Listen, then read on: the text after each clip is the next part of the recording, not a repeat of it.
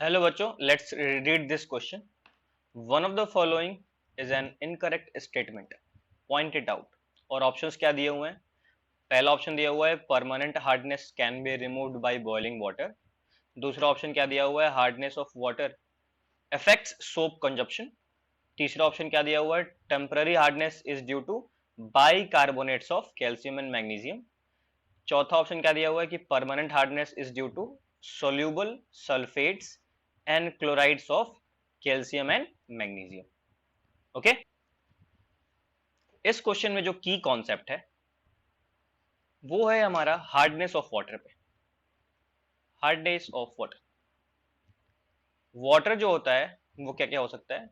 वो सॉफ्ट भी हो सकता है और क्या हार्ड भी हो सकता है. सॉफ्ट वाटर क्या होता है? ये जब हम लोग इसमें सोप एंड डिटर्जेंट मिलाते हैं तो ये क्या फॉर्म करता है? लेदर फॉर्म करता है. और चूंकि लेदर इजिली फॉर्म कर लेता है इसीलिए सोप और डिटर्जेंट का कंजप्शन ज्यादा नहीं होता है. लेकिन हार्ड वाटर जो होता है वो क्या होता है? लेदर नहीं बना पाता है. अब लेदर नहीं बनाने की वजह से क्या होता है कि सोप का कंजप्शन बढ़ जाता है. मतलब हम ये बोल सकते हैं कि हार्ड वाटर क्या करता है? सोप के कंजप्शन को बढ़ा देता है. अब हम बात करते हैं हार्डनेस ऑफ वाटर पे. हार्डनेस ऑफ वाटर जो होता है वो होता है दो टाइप का. एक होता है टेम्पररी हार्डनेस और एक होता है हमारा परमानेंट हार्डनेस. टेम्पररी हार्डनेस जो होता है वो होता है हमारा बाइकार्बोनेट्स की वजह से. बाइकार्बोनेट्स, किसके बाइकार्बोनेट्स? तो कैल्शियम एंड मैग्नीशियम के बाइकार्बोनेट्स की वजह से.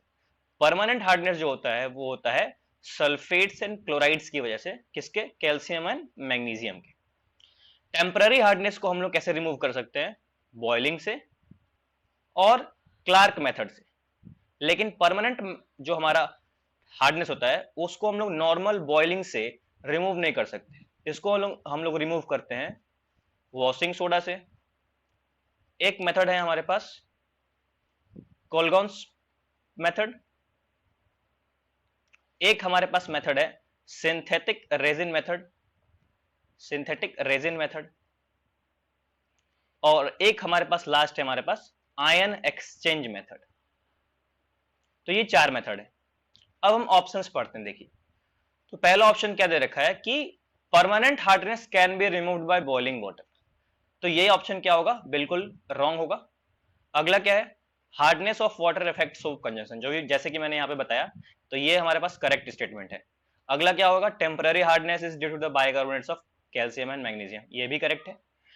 Permanent hardness is due to soluble SO4 2- Cl- of calcium and magnesium, ये भी सही दिया हुआ है. तो इसमें कौन सा स्टेटमेंट इनकरेक्ट है? तो फर्स्ट वाला क्या है? इनकरेक्ट है. इसीलिए इस पर्टिकुलर क्वेश्चन का आंसर क्या हो जाएगा? First option. ठीक है. I hope the final answer is what? First one, and you got the answer. Thank you.